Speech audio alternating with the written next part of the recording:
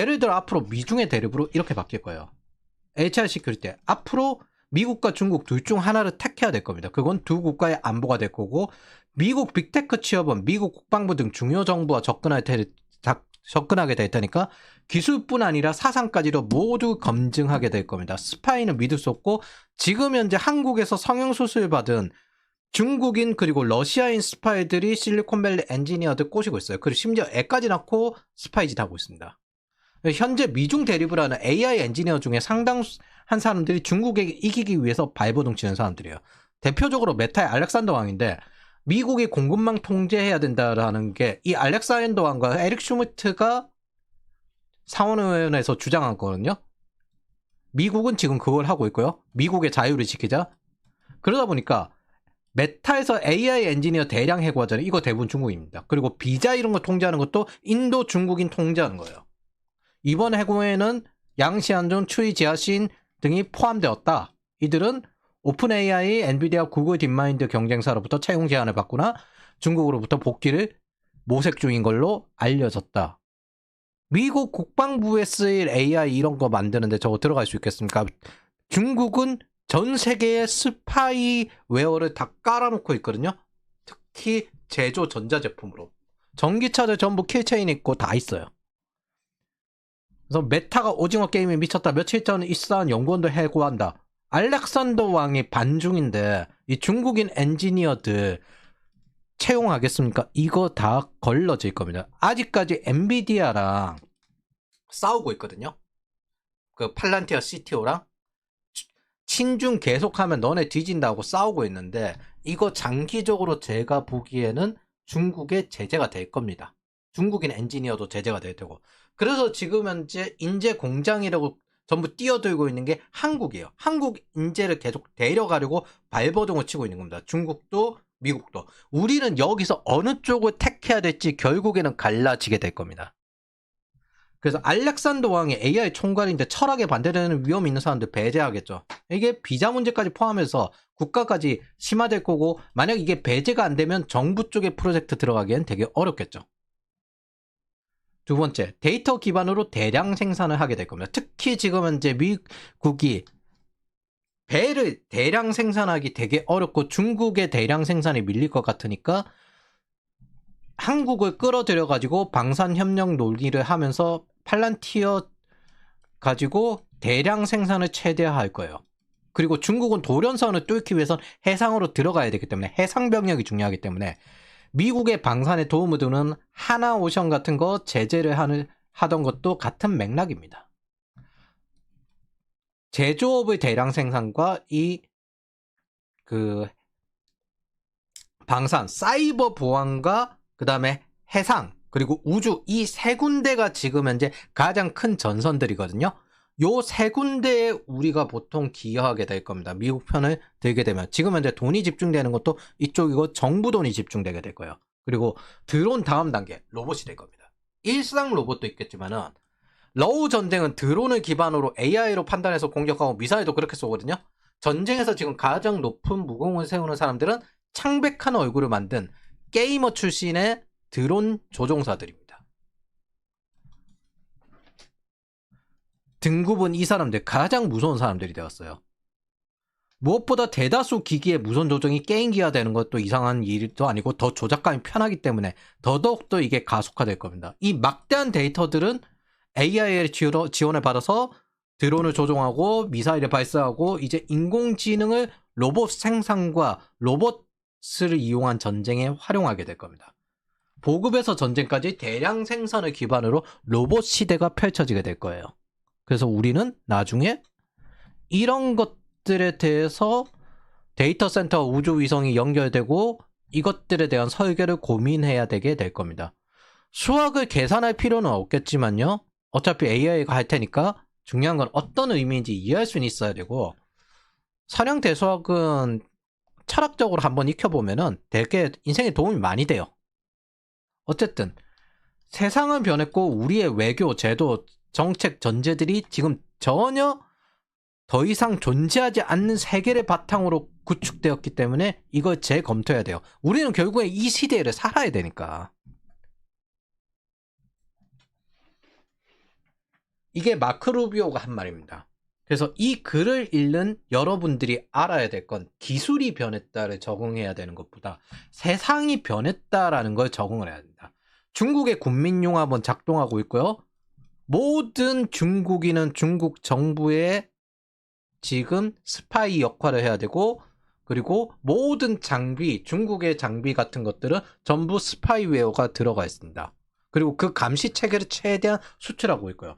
결국 우리가 싸우게 될 것은 한국의 사회주의자, 탈국가주의자 수준이 아니라 글로벌 탈국가주의자 수준으로 싸우게 될 거고, 그 최전선은 지금 한국인 것뿐입니다.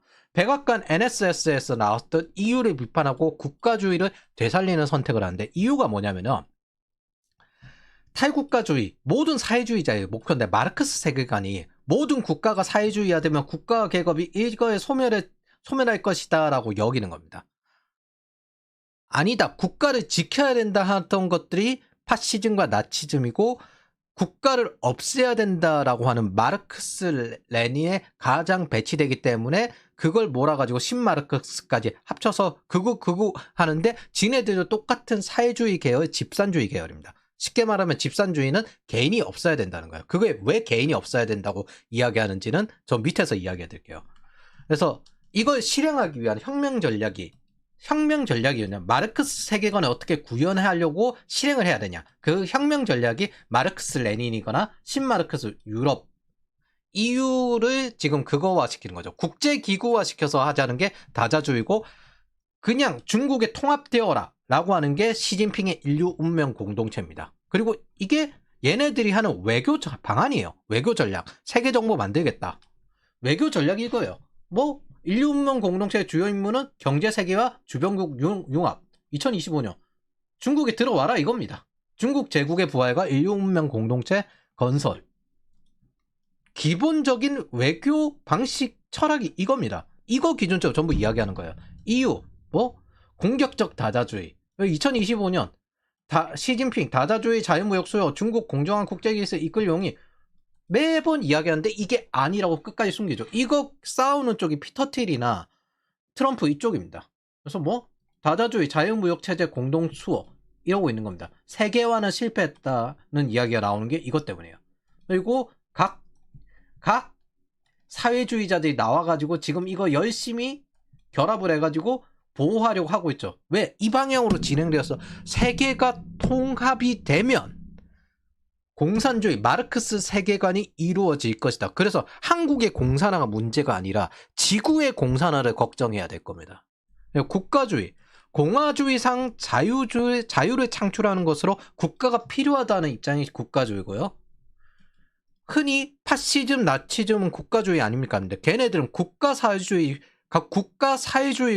탈국가주의자들 입장에서는 저런 사회주의는 용납할 수 없어 라고 하는 것들입니다. 그리고 걔들을 극우라고 몰았죠. 그러면 너네는 전부 다 국가가 필요하다는 애들이니까 전부 극우 파시즘이야, 금융 제국주의야 라고 하는 것들이 저 극자 마르크스 레닌들의 세계 정복하는 잡자들이 떠드는 이야기들이고, 민주노총들이 주로 하는 이야기들입니다. 즉 우리는 세계가 전부 공산화되냐 마느냐 이걸 마주하는 상황에 있는 거예요. 그래서 NSS에서 EU는 없어질 것이다고, 머스크는 EU를 없애야 된다라고 이야기를 하는 겁니다. 뭐 국가의 자치권을 살려야 된다. 그래서 현대 정부는 개인의 행복보다 개인의 행복이 국가의 행복보다 우선시 되는 게 일반적인 공화주의적 국가주의입니다. 근데 마르크스 진영들은 집산주의이기 때문에 개인의 파편을 반대해요. 그래서 얘네들은 제가 언젠가 이야기했듯이 이제는 유치원생 혈액까지 뽑아가지고 영생을 하려고 합니다. 즉 젊음도 배급하는 거예요. 장기도 배급하지만 젊음도 배급하고 감정도 공공재화 되어야 된다는 게 신마르크스고, 그래서 유럽은 소멸할 것이다. 이게 지금 최근에 나온 백악관입니다. 문명이 소멸할 것이다. 좌파들이 언제나 자신들이 하는 일은 공산화가 아니다라고 숨기지만은 사실 글로벌 공산화고 진보 진영 연대를 하려고 하는 겁니다. 그리고 반대자를 침묵하게 만들려고 항상 이렇게 노력을 하는 겁니다. 자기들이 저지른 사고는 상대편 탓을 하면서 작동하는 진실을 숨겨요. 유럽이든 중국이든 계속 미국 수출을 왜 희망합니까? 좌파들은 있잖아요. 개인 단위에서든 공동체 단위에서든 집단 단위에서든 말은 자치 공동체인데 자치 공동체 그렇게 추구하다가 망한 게 옛날에 아르헨티나 그리고 베네수엘라거든요. 말은 자립인데 자립이 불가능합니다. 처음에는 기생으로 시작해서 힘이 생기면 식민지를 합니다. 이거를 살려준 게 자유무역입니다. 이게 게임 이론을 조금만 이해를 하면은 절대 될 만한 게 아니라고 이해를 할 건데 중국이 자유화 될 거라는 헛된 망상을 했어요. 그 망상에 대해서 적극적으로 참전했던 사람이 누구다? 밀턴 프리드먼입니다. 경제적으로는 유용했죠. 근데 경제가 싼 것만 공급하는 게 경제는 아니잖아요. 그렇게 따지면은 지방 부동산이 싼데 왜 지방 부동산에 안 갑니까? 미래가 없으니까요. 자, 그래서 지금 현재 아프리카에 이런 감시 식민주의 수출하고 있거든요. 한국에 지금 현재 얼굴 인증 전부 다 강제하고 있죠. 근데 외국인은 얼굴 인증 안 해도 돼요. 스파이는 다 들어올 수 있겠고. 이게 무슨 뜻이다? 저 감시 체제만 그대로 가져오면 중국식 행정제도까지 다 합쳐 가져오면 한국이 공산화될 수 있기 때문입니다. 감시 체제를 구축하고 통제사회를 구축할 수 있기 때문입니다. 나머지는 정부 주도에 대출할 수 있는 거 너네들 너는 보니까 반정부주의적이다. 이 체제, 이 사회주의 사상이 없구나. 그러면 대출 안 해주고 이런 식으로 가게 될 겁니다. 이거 누가 죽는다? 좌파 지지자들이 죽습니다. 토지거래 허가제, 노랑봉투법, 중대재해법 이거 강령으로 하는 게 배타적 지지 진보당이죠. 진보당이 통진당 후신이고 민주노총이 배타적 지지하는 곳이잖아요. 얘네들 장기적 목표가 뭐냐? 진보 국가들의 연대, 즉 코민테른처럼 사회주의자들은 인터내셔널이라는 데 결합이 되어 있습니다. 그래서 사회주의 인터내셔널에 들어가는 게 목적이에요. 한국을 사회주의화 시켜서 인터내셔널 저기 라오스, 캄보디아 이런 나라처럼 사회주의 인터내셔널 안에 들어가는 게 목표고 거기에 지금 현재 가장 메인이 되는 힘이 있는 국가는 중국인 겁니다. 얘네들의 목표는 기본적으로 공산주의란 이름 자체는 뭐냐면은 글로벌적으로 지구를 정복해야 된다. 이 이름이 담겨 있는 겁니다. 존재 목적 자체가 이겁니다. 인민민주주의 라오스 포괄적 동반자로 격상하고 있죠. 캄보디아 인민민주주의 캄보디아 여행 경고 완화한다. 북한의 혈맹 베트남에다가 무기 팔아요. 아세안 맹주국인 인도네시아도 중국에 가까워지고 있죠. 즉 동남아권에 지금 현재 고액임금 이런 거 있잖아요. 가끔 학생들도 나오던데 캄보디아 장기배임에 문제가 있기 때문에 주의할 건 한국인만 아니라 거의 모든 아시안이 있습니다. 그 배후에는 중국 공산당이 있고요. 이런 시대를 우리가 살아서 적응을 해야 됩니다. 이게 위로 올라갈수록 하는 거고 실리콘밸리 탑티어 엔지니어들은 전부 이거 이야기하고 있어요. 그러니까 뭐 얼마나 무지하면 무지할수록 모르고 거기서 당하는 겁니다. 모르면 거기서부터 이용당하는 거예요. 아무리 귀찮아도 정치, 경제, 외교, 국방을 모르면 안 되는 겁니다. 그리고 이게 시대의 변화입니다.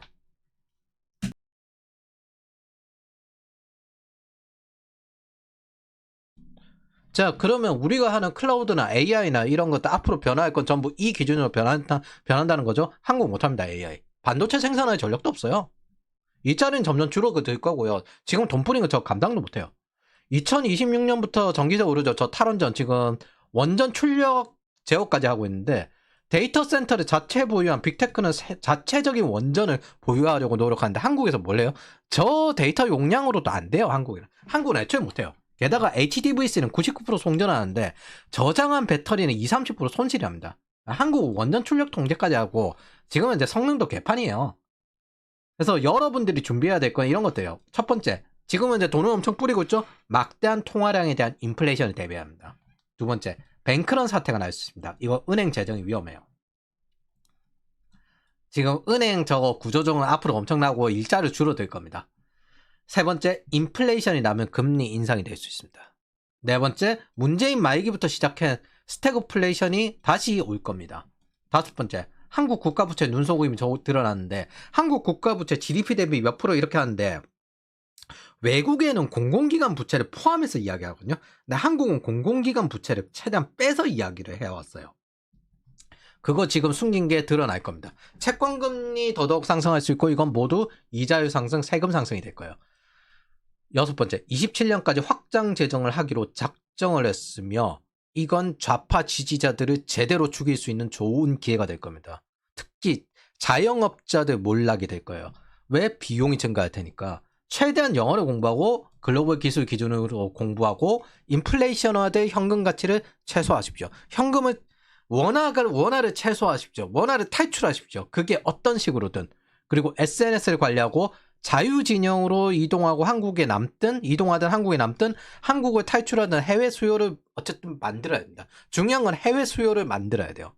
이게 지금 우리가 적응해야 될 현실입니다. 진짜 걱정해야 될 거냐? 한국이 AI를 할 수 없고 그리고 자유진영에서 벗어나고 있다는 겁니다. 사람들은 눈앞의 것만 보면 될 거라고 생각하지만 최대한 넓고 깊게 봐야 돼요.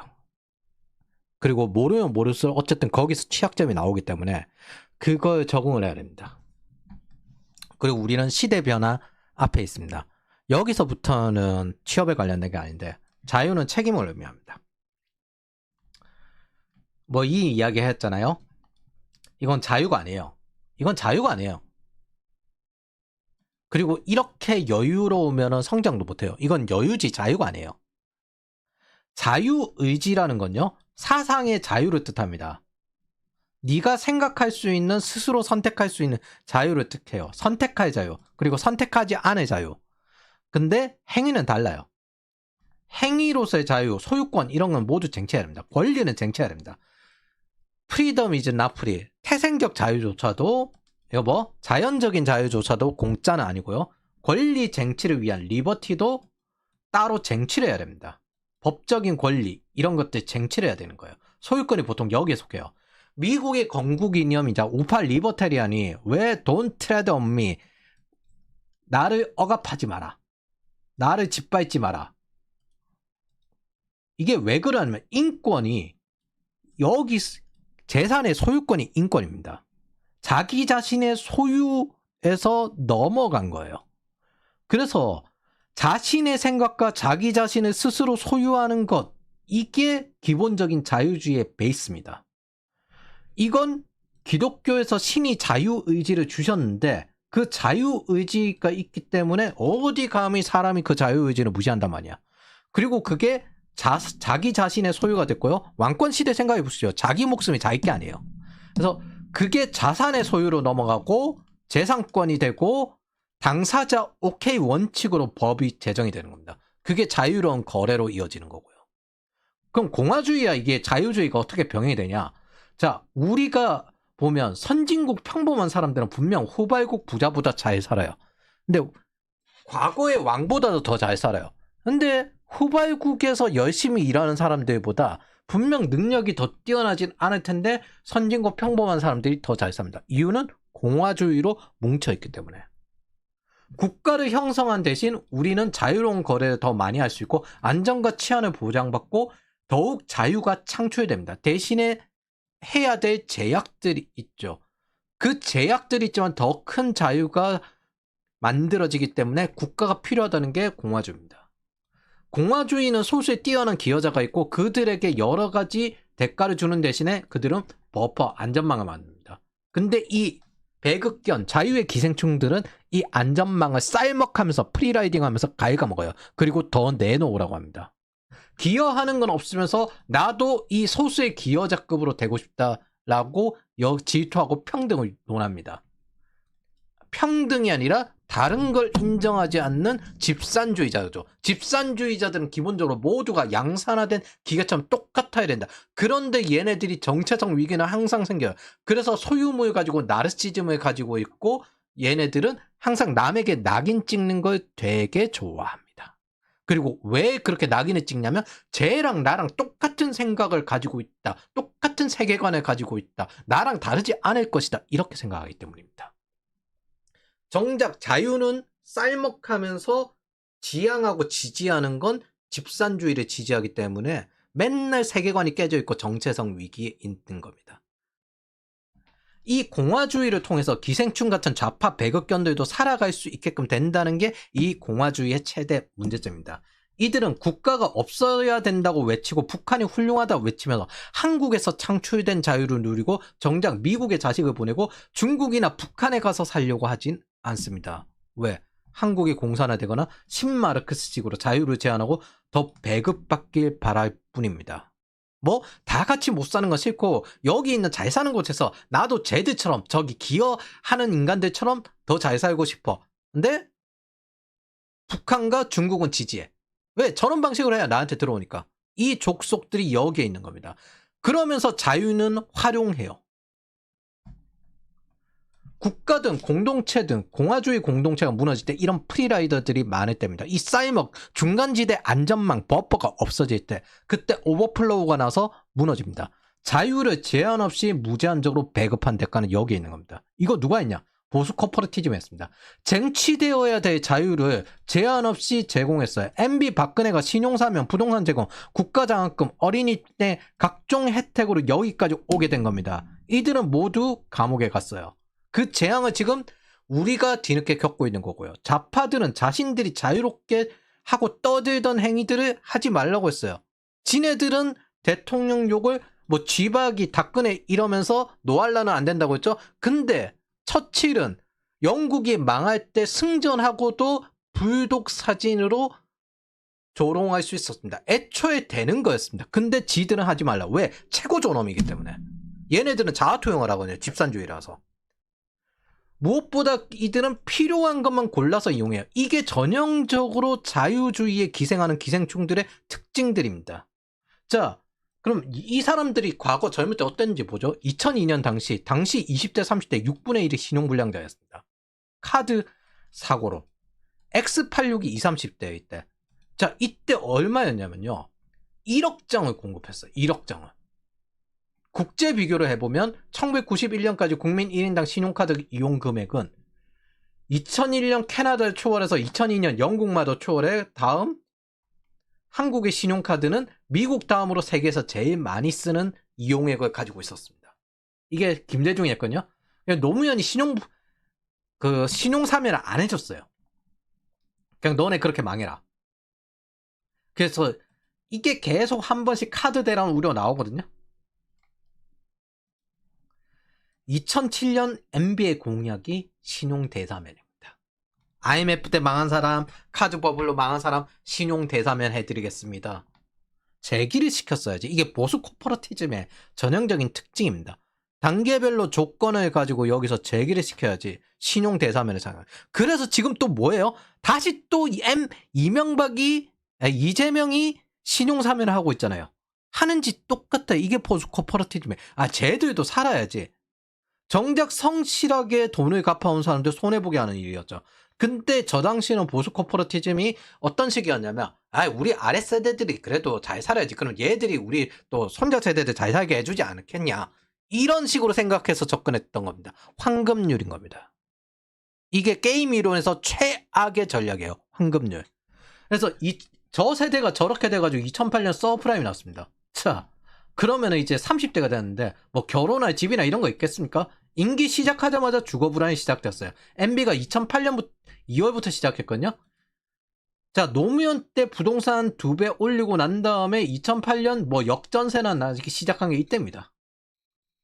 그래서 2009년 전세 시장 세입자 등골 휘었다. 그래서 2008년 9월부터 뭐 했냐? 모든 가구주는 세대주가 소유할 수 있는 주택을 건설해야 했다. 청약이 이때부터 유행하기 시작한 거예요. 보금자리 주택 건설하면서. 그래서 노무현 때 이렇게 부동산을 올렸는데 이거 목적 자체가 뭐냐면 부동산을 사면 보수화된다. 청년들이 보수화될까 겁나니까 부동산을 공급해주지 말아야 되겠다. 이 노무현이 한 거거든요. 그걸 문재인 때 한 거고요. 근데 MB랑 박근혜 정부에서 공급해가지고 그 청약을 가지고 받은 게 X86입니다. 20, 30대 때 신용대사면도 해주고 그리고 난 다음에 문재인 정부 때 갈아타기 하고 윤석열 정부 때 이제 그 부동산을 산 걸 가지고 다시 이재명 정부 때 X86 돈 몰아주기 이거 하는 거예요. 그러니까 지금 우리가 겪고 있는 건요. 이 노무현과 이 문재인, 이재명만 겪은 게 아니라 이명박과 박근혜의 보수 코퍼러티즘의 대가가 여기서 오고 있는 겁니다. 이 사람들이 저 좌파들 계몽시키겠다고 붙잡아 놓고 제발 계몽해주세요, 전향해주세요, 이렇게 해서 여기까지 오게 된 겁니다. 사정을 그렇게 하니까 이런 걸 황금률이라고 합니다. 뭐 아무런 조건 없는 협력. 여러분 게임 같은 거, 길드 같은 거 만들어 보면은 특징이 뭐냐면은 아무나 가입하게 하면요 제일 약한 놈들 프리라이더만 옵니다. 제약을 줘야 돼요. 그 제약 없이 대사면하고 부동산 공급하고 그래서 여기까지 오게 된 겁니다. 박근혜 정부에서 뭐 했어요? 일가정 양립. X86이 이제 직구하니까 아이 키울 수 있게 지원했어요. 그래서 2025년 현재 지금 제가 이거 봤을 때 자영업 이재명 지지했거든요. 소비 쿠폰으로. 이제 없을 겁니다. 이 자영업자들. 이제 없을 겁니다. 이 사람들 구원해줄 사람이 없어야 돼요. 그리고 이 사람 이재명은 지금 초기 임기입니다. 그러니까 살아남을 수 없을 거고 저는 한 번 임기 더 해도 상관없다고 생각해요. 왜냐면 죽을 테니까. 미국이 애초에 한국을 놓지 않겠다 한 순간부터 더 이상 의미 없고 안에서 좌파 지지자들 최대한 몰락시키는 게 최우선입니다. 경제권을 저런 식으로 주면 안 됐어요. 보수 코퍼레티지만. 우리가 적극 도와주면 쟤들이 개몽되겠지? 너네들이 노무현 때문에 고통받는 거잖아. 우리가 해결해주면 개몽되겠지? 그런 헛짓거리를 했기 때문입니다. 아무런 제약 없이 자유를, 권리를, 경제권을 저런 식으로 주니까 생긴 문제입니다. 가부장제 보수주의 영국에서 귀족 계열이 위치를 유지하기 위해서 벤자민 디즐레이 때 진행됐던 토리주의가 이거거든요. 우리가 겪고 있는 건 같은 보수 계열이라고 하면은 요쪽이 만든 그 코퍼러티즘, 우리 다 같은 공동체 아니야. 힘들면 도와줘야지. 그게 여기까지 오게 된 겁니다. 이번에는 이 족속들을 구원해줄 사람이 없을 겁니다. 자생력 없이 늙었기에 살아남을 수 없을 거예요. 프리덤은 공짜도 아니고 리버티는 쟁취해야 할 때 걸립니다. 우리가 그걸 알든 모르든 경제, 정치, 외교, 국방에 무조건 관심을 가지고 떠들라고 해야 합니다. 그런데 좌파들은 뭐 하냐면 요즘은 보수 코퍼러티즘을 예전에 우민화시키기 위해서 그거 신경 쓰지 말고 떠들지 말고 일에 자기 할 일만 집중하라고 했어요. 그러다 보니까 샤이 보수가 나오지. 그리고 그 당시 적극적으로 정치에 참여하라던 좌파들이 요즘 뭐예요? 오히려 떠들지 말라고 청년들을 억압하고 있습니다. 이 보수 코퍼러티즘에 굉장히 부정적이고요. 지금도 청년들은 자기네들 부모를 어떻게 계몽시켜야 되고 자기 기획하고 자기 인생 가는 것보다 어떻게 하면 부모를 계몽시켜야 되고 설득해야 되고 이거 하고 있습니다. 그러니까 저는 안 믿습니다. 애초에 정부 돈 뿌리지 말고 세금 낮추고 부동산 공급하라는 건 공화주의 기여자 입장이에요. 이건 오히려 절제입니다. 돈 뿌리고 세금 높이고 부동산 공급 줄이면 부자는 오히려 더 편하게 양극화된 돈을 벌 수 있어요. 그게 보통 스웨덴 방식이잖아요. 가장 높은 시스템 기여자는 가장 많은 지분을 가지기 때문에 그렇습니다. 사업이익, 노동이익은요. 사람 스트레스가 있지만은 돈을 뿌리는 건 그거 없이 자본이익이 생겨요. 그래서 생활비가 올라간 일반 서민은 잉여 현금 흐름이 줄어들고 다시는 계급 이동성을 못하게 되고 나이가 되면 미래가 없게 됩니다. 이게 선진국에서 나온 고임금 푸어 현상이에요. 자, 최저임금 이렇게 올라도 결국 달러 환산으로는 더 떨어졌죠. 근데 달러는 약달러가 됐잖아요. 자, 그리고 지금 현재 건국일에 쌓인 전체 나라비 절반이 문재인, 이재명 정부에서 발생, 뭐 이렇게 나오죠? 그리고 통화 재정 수지 문재인 때부터 적자 형태로 들어갔죠? 그리고 윤석열 때 이거 올리려고 발버둥 쳤는데 뭐 미래가 없죠? 자, 아파트 가격 이재명, 문재인 요때 올라갔죠? 이게 뭐다?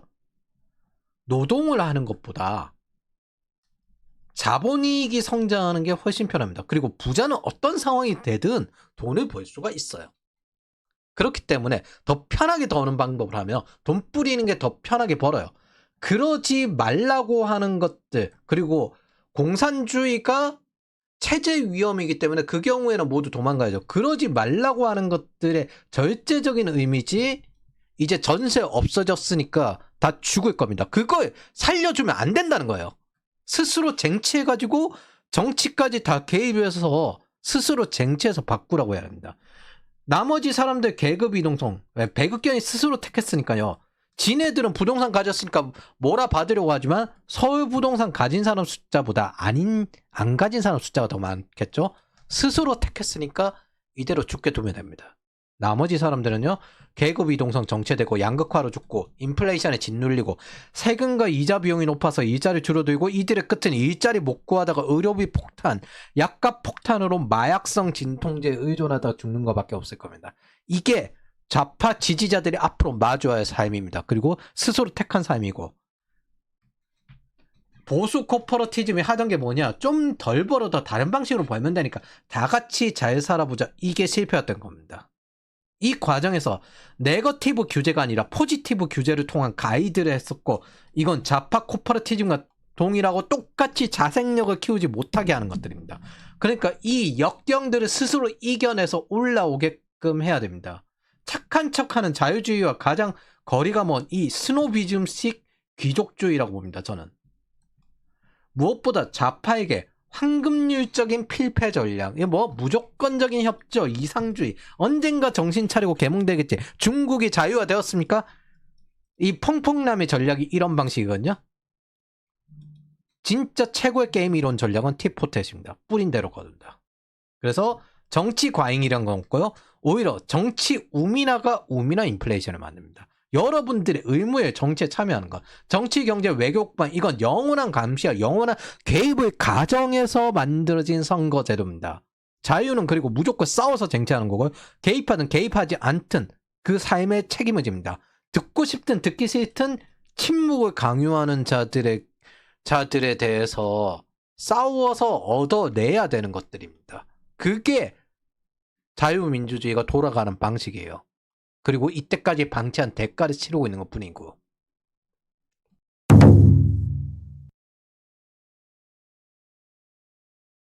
사람들은 눈앞의 것만 보면 될 거라고 생각하지만 최대한 넓고 깊게 봐야 돼요. 그리고 모르면 모를수록 어쨌든 거기서 취약점이 나오기 때문에 그걸 적응을 해야 됩니다. 그리고 우리는 시대 변화 앞에 있습니다. 여기서부터는 취업에 관련된 게 아닌데, 자유는 책임을 의미합니다. 뭐 이 이야기 했잖아요. 이건 자유가 아니에요. 이건 자유가 아니에요. 그리고 이렇게 여유로우면 성장도 못해요. 이건 여유지 자유가 아니에요. 자유의지라는 건요, 사상의 자유를 뜻합니다. 네가 생각할 수 있는, 스스로 선택할 수 있는 자유를 뜻해요. 선택할 자유, 그리고 선택하지 않을 자유. 근데 행위는 달라요. 행위로서의 자유, 소유권, 이런 건 모두 쟁취해야 됩니다. 권리는 쟁취해야 됩니다. 프리덤 이즈 나 프리. 태생적 자유조차도, 이거 뭐 자연적인 자유조차도 공짜는 아니고요. 권리 쟁취를 위한 리버티도 따로 쟁취를 해야 됩니다. 법적인 권리, 이런 것들 쟁취를 해야 되는 거예요. 소유권이 보통 여기에 속해요. 미국의 건국 이념이자 우파 리버테리안이 왜 Don't tread on me, 나를 억압하지 마라, 나를 짓밟지 마라, 이게 왜 그러냐면, 인권이, 여기 재산의 소유권이 인권입니다. 자기 자신의 소유에서 넘어간 거예요. 그래서 자신의 생각과 자기 자신을 스스로 소유하는 것, 이게 기본적인 자유주의의 베이스입니다. 이건 기독교에서 신이 자유의지를 주셨는데, 그 자유의지가 있기 때문에 어디 감히 사람이 그 자유의지를 무시한단 말이야. 그리고 그게 자기 자신의 소유가 됐고요. 왕권 시대 생각해 보시죠. 자기 목숨이 자기 게 아니에요. 그래서 그게 자산의 소유로 넘어가고 재산권이 되고 당사자 오케이 원칙으로 법이 제정이 되는 겁니다. 그게 자유로운 거래로 이어지는 거고요. 그럼 공화주의와 이게 자유주의가 어떻게 병행이 되냐? 자, 우리가 보면 선진국 평범한 사람들은 분명 후발국 부자보다 잘 살아요. 근데 과거의 왕보다도 더 잘 살아요. 근데 후발국에서 열심히 일하는 사람들보다 분명 능력이 더 뛰어나진 않을 텐데 선진국 평범한 사람들이 더 잘 삽니다. 이유는 공화주의로 뭉쳐있기 때문에. 국가를 형성한 대신 우리는 자유로운 거래를 더 많이 할 수 있고 안전과 치안을 보장받고 더욱 자유가 창출됩니다. 대신에 해야 될 제약들이 있죠. 그 제약들이 있지만 더 큰 자유가 만들어지기 때문에 국가가 필요하다는 게 공화주의입니다. 공화주의는 소수의 뛰어난 기여자가 있고 그들에게 여러 가지 대가를 주는 대신에 그들은 버퍼, 안전망을 만듭니다. 근데 이 배극견, 자유의 기생충들은 이 안전망을 쌀먹하면서 프리라이딩하면서 갉아먹어요. 그리고 더 내놓으라고 합니다. 기여하는 건 없으면서 나도 이 소수의 기여자급으로 되고 싶다라고 질투하고 평등을 논합니다. 평등이 아니라 다른 걸 인정하지 않는 집산주의자죠. 집산주의자들은 기본적으로 모두가 양산화된 기계처럼 똑같아야 된다. 그런데 얘네들이 정체성 위기는 항상 생겨요. 그래서 소유물 가지고 나르시즘을 가지고 있고 얘네들은 항상 남에게 낙인 찍는 걸 되게 좋아합니다. 그리고 왜 그렇게 낙인을 찍냐면 쟤랑 나랑 똑같은 생각을 가지고 있다. 똑같은 세계관을 가지고 있다. 나랑 다르지 않을 것이다. 이렇게 생각하기 때문입니다. 정작 자유는 쌀먹하면서 지향하고 지지하는 건 집산주의를 지지하기 때문에 맨날 세계관이 깨져 있고 정체성 위기에 있는 겁니다. 이 공화주의를 통해서 기생충 같은 좌파 배극견들도 살아갈 수 있게끔 된다는 게 이 공화주의의 최대 문제점입니다. 이들은 국가가 없어야 된다고 외치고 북한이 훌륭하다고 외치면서 한국에서 창출된 자유를 누리고 정작 미국에 자식을 보내고 중국이나 북한에 가서 살려고 하진 않습니다. 왜? 한국이 공산화되거나 신마르크스식으로 자유를 제한하고 더 배급받길 바랄 뿐입니다. 뭐 다 같이 못 사는 건 싫고 여기 있는 잘 사는 곳에서 나도 쟤들처럼 저기 기여하는 인간들처럼 더 잘 살고 싶어. 근데 북한과 중국은 지지해. 왜? 저런 방식으로 해야 나한테 들어오니까. 이 족속들이 여기에 있는 겁니다. 그러면서 자유는 활용해요. 국가든 공동체든 공화주의 공동체가 무너질 때 이런 프리라이더들이 많을 때입니다. 이 쌀먹, 중간지대 안전망, 버퍼가 없어질 때 그때 오버플로우가 나서 무너집니다. 자유를 제한 없이 무제한적으로 배급한 대가는 여기에 있는 겁니다. 이거 누가 했냐? 보수 코퍼레티즘이 했습니다. 쟁취되어야 될 자유를 제한 없이 제공했어요. MB 박근혜가 신용사면, 부동산 제공, 국가장학금, 어린이때 각종 혜택으로 여기까지 오게 된 겁니다. 이들은 모두 감옥에 갔어요. 그 재앙을 지금 우리가 뒤늦게 겪고 있는 거고요. 좌파들은 자신들이 자유롭게 하고 떠들던 행위들을 하지 말라고 했어요. 지네들은 대통령 욕을 뭐 쥐박이 닭근혜 이러면서 노알라는 안 된다고 했죠. 근데 처칠은 영국이 망할 때 승전하고도 불독 사진으로 조롱할 수 있었습니다. 애초에 되는 거였습니다. 근데 지들은 하지 말라. 왜? 최고 존엄이기 때문에. 얘네들은 자아투영을 하거든요. 집산주의라서. 무엇보다 이들은 필요한 것만 골라서 이용해요. 이게 전형적으로 자유주의에 기생하는 기생충들의 특징들입니다. 자, 그럼 이 사람들이 과거 젊을 때 어땠는지 보죠. 2002년 당시 20대 30대 6분의 1이 신용불량자였습니다. 카드 사고로. X86이 20, 30대일 때. 자, 이때 얼마였냐면요. 1억 장을 공급했어요. 1억 장을. 국제 비교를 해보면 1991년까지 국민 1인당 신용카드 이용 금액은 2001년 캐나다를 초월해서 2002년 영국마저 초월해 다음 한국의 신용카드는 미국 다음으로 세계에서 제일 많이 쓰는 이용액을 가지고 있었습니다. 이게 김대중이 했거든요. 노무현이 신용사면을 안 해줬어요. 그냥 너네 그렇게 망해라. 그래서 이게 계속 한 번씩 카드 대란 우려 나오거든요. 2007년 NBA 공약이 신용대사면입니다. IMF 때 망한 사람, 카드 버블로 망한 사람 신용대사면 해드리겠습니다. 제기를 시켰어야지. 이게 보수 코퍼레티즘의 전형적인 특징입니다. 단계별로 조건을 가지고 여기서 제기를 시켜야지 신용대사면을 상황. 그래서 지금 또 뭐예요? 다시 또 이재명이 신용사면을 하고 있잖아요. 하는 짓 똑같아. 이게 보수 코퍼레티즘에. 쟤들도 살아야지. 정작 성실하게 돈을 갚아온 사람들 손해보게 하는 일이었죠. 근데 저 당시는 보수 코퍼레티즘이 어떤 식이었냐면 우리 아랫세대들이 그래도 잘 살아야지. 그럼 얘들이 우리 또 손자 세대들 잘 살게 해주지 않겠냐. 이런 식으로 생각해서 접근했던 겁니다. 황금률인 겁니다. 이게 게임 이론에서 최악의 전략이에요. 황금률. 그래서 저 세대가 저렇게 돼가지고 2008년 서브프라임이 났습니다. 자, 그러면은 이제 30대가 됐는데 뭐 결혼할 집이나 이런 거 있겠습니까? 임기 시작하자마자 주거 불안이 시작됐어요. MB가 2008년 2월부터 시작했거든요. 자, 노무현 때 부동산 2배 올리고 난 다음에 2008년 뭐 역전세나 나기 시작한 게 이때입니다. 그래서 2009년 전세 시장 세입자 등골 휘었다. 그래서 2008년 9월부터 뭐 했냐? 모든 가구주는 세대주가 소유할 수 있는 주택을 건설해야 했다. 청약이 이때부터 유행하기 시작한 거예요. 보금자리 주택 건설하면서. 그래서 노무현 때 이렇게 부동산을 올렸는데 이거 목적 자체가 뭐냐면 부동산을 사면 보수화된다. 청년들이 보수화될까 겁나니까 부동산을 공급해주지 말아야 되겠다. 이 노무현이 한 거거든요. 그걸 문재인 때 한 거고요. 근데 MB랑 박근혜 정부에서 공급해가지고 그 청약을 가지고 받은 게 X86입니다. 20, 30대 때 신용 대사면도 해주고 그리고 난 다음에 문재인 정부 때 갈아타기 하고 윤석열 정부 때 이제 그 부동산을 산 걸 가지고 다시 이재명 정부 때 X86 돈 몰아주기 이거 하는 거예요. 그러니까 지금 우리가 겪고 있는 건요. 이 노무현과 이 문재인, 이재명만 겪은 게 아니라 이명박과 박근혜의 보수 코퍼러티즘의 대가가 여기서 오고 있는 겁니다. 이 사람들이 저 좌파들 개몽시키겠다고 붙잡아 놓고 제발 개몽해주세요, 전향해주세요 이렇게 해서 여기까지 오게 된 겁니다. 사정을 그렇게 하니까 이런 걸 황금률이라고 합니다. 뭐 아무런 조건 없는 협력. 여러분 게임 같은 거 길드 같은 거 만들어 보면은 특징이 뭐냐면은 아무나 가입하게 하면요 제일 약한 놈들 프리라이더만 옵니다. 제약을 줘야 돼요. 그 제약 없이 대사면하고 부동산 공급하고 그래서 여기까지 오게 된 겁니다. 박근혜 정부에서 뭐 했어요? 일가정 양립. X86이 이제 직구하니까 아이 키울 수 있게 지원했어요.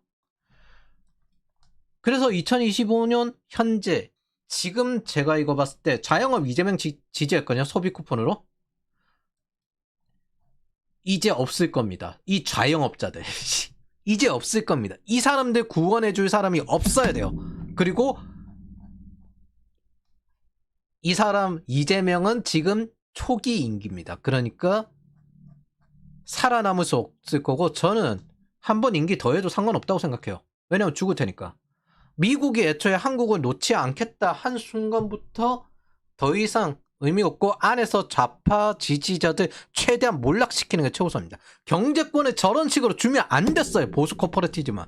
우리가 적극 도와주면 쟤들이 개몽되겠지? 너네들이 노무현 때문에 고통받는 거잖아. 우리가 해결해주면 개몽되겠지? 그런 헛짓거리를 했기 때문입니다. 아무런 제약 없이 자유를 권리를 경제권을 저런 식으로 주니까 생긴 문제입니다. 가부장제 보수주의 영국에서 귀족 계열이 위치를 유지하기 위해서 벤자민 디즐레이 때 진행됐던 토리주의가 이거거든요. 우리가 겪고 있는 건 같은 보수 계열이라고 하면은 요쪽이 만든 그 코퍼러티즘 우리 다 같은 공동체 아니야. 힘들면 도와줘야지. 그게 여기까지 오게 된 겁니다. 이번에는 이 족속들을 구원해줄 사람이 없을 겁니다. 자생력 없이 늙었기에 살아남을 수 없을 거예요.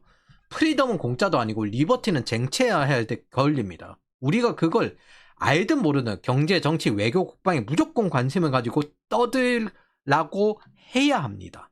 그런데 좌파들은 뭐 하냐면 요즘은 보수 코퍼러티즘을 예전에 우민화시키기 위해서 그거 신경 쓰지 말고 떠들지 말고 일에 자기 할 일만 집중하라고 했어요. 그러다 보니까 사회보수가 나오지. 그리고 그 당시 적극적으로 정치에 참여하라던 좌파들이 요즘 뭐예요? 오히려 떠들지 말라고 청년들을 억압하고 있습니다. 저 이 보수 코퍼러티즘에 굉장히 부정적이고요.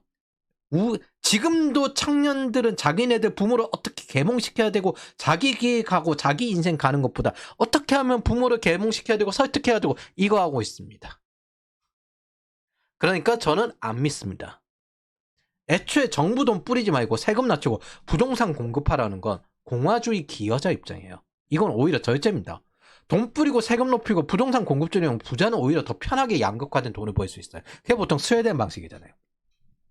가장 높은 시스템 기여자는 가장 많은 지분을 가지기 때문에 그렇습니다. 사업이익, 노동이익은요. 사람 스트레스가 있지만은 돈을 뿌리는 건 그거 없이 자본이익이 생겨요. 그래서 생활비가 올라간 일반 서민은 잉여 현금 흐름이 줄어들고 다시는 계급 이동성을 못하게 되고 나이가 되면 미래가 없게 됩니다. 이게 선진국에서 나온 고임금 푸어 현상이에요. 자, 최저임금 이렇게 올라도 결국 달러 환산으로는 더 떨어졌죠. 근데 달러는 약달러가 됐잖아요. 자, 그리고 지금 현재 건국 이래 쌓인 전체 나라비 절반이 문재인, 이재명 정부에서 발생, 뭐 이렇게 나오죠? 그리고 통화 재정 수지 문재인 때부터 적자 형태로 들어갔죠? 그리고 윤석열 때 이거 올리려고 발버둥 쳤는데 뭐 미래가 없죠? 자, 아파트 가격 이재명, 문재인 요때 올라갔죠? 이게 뭐다? 노동을 하는 것보다 자본이익이 성장하는 게 훨씬 편합니다. 그리고 부자는 어떤 상황이 되든 돈을 벌 수가 있어요. 그렇기 때문에 더 편하게 버는 방법을 하면 돈 뿌리는 게 더 편하게 벌어요. 그러지 말라고 하는 것들, 그리고 공산주의가 체제 위험이기 때문에 그 경우에는 모두 도망가야죠. 그러지 말라고 하는 것들의 절제적인 의미지, 이제 전세 없어졌으니까 다 죽을 겁니다. 그걸 살려주면 안 된다는 거예요. 스스로 쟁취해가지고 정치까지 다 개입해서 스스로 쟁취해서 바꾸라고 해야 합니다. 나머지 사람들 계급 이동성, 배급견이 스스로 택했으니까요. 지네들은 부동산 가졌으니까 뭐라 받으려고 하지만 서울 부동산 가진 사람 숫자보다 안 가진 사람 숫자가 더 많겠죠. 스스로 택했으니까 이대로 죽게 두면 됩니다. 나머지 사람들은요, 계급 이동성 정체되고 양극화로 죽고 인플레이션에 짓눌리고 세금과 이자 비용이 높아서 일자리 줄어들고 이들의 끝은 일자리 못 구하다가 의료비 폭탄, 약값 폭탄으로 마약성 진통제에 의존하다가 죽는 것밖에 없을 겁니다. 이게 좌파 지지자들이 앞으로 마주해야 할 삶입니다. 그리고 스스로 택한 삶이고, 보수 코퍼러티즘이 하던 게 뭐냐, 좀 덜 벌어도 다른 방식으로 벌면 되니까 다 같이 잘 살아보자, 이게 실패였던 겁니다. 이 과정에서 네거티브 규제가 아니라 포지티브 규제를 통한 가이드를 했었고, 이건 좌파 코퍼러티즘과 동일하고 똑같이 자생력을 키우지 못하게 하는 것들입니다. 그러니까 이 역경들을 스스로 이겨내서 올라오게끔 해야 됩니다. 착한 척하는 자유주의와 가장 거리가 먼 이 스노비즘식 귀족주의라고 봅니다. 저는 무엇보다 좌파에게 황금률적인 필패 전략, 뭐 무조건적인 협조, 이상주의, 언젠가 정신 차리고 개몽되겠지. 중국이 자유화되었습니까? 이 퐁퐁남의 전략이 이런 방식이거든요. 진짜 최고의 게임 이론 전략은 티포텟입니다. 뿌린 대로 거둔다. 그래서 정치 과잉이란 건 없고요. 오히려 정치 우민화가 우민화 인플레이션을 만듭니다. 여러분들의 의무에 정치에 참여하는 것. 정치, 경제, 외교관, 이건 영원한 감시와 영원한 개입을 가정해서 만들어진 선거제도입니다. 자유는 그리고 무조건 싸워서 쟁취하는 거고요. 개입하든 개입하지 않든 그 삶의 책임을 집니다. 듣고 싶든 듣기 싫든 침묵을 강요하는 자들에 대해서 싸워서 얻어내야 되는 것들입니다. 그게 자유민주주의가 돌아가는 방식이에요. 그리고 이때까지 방치한 대가를 치르고 있는 것 뿐이고,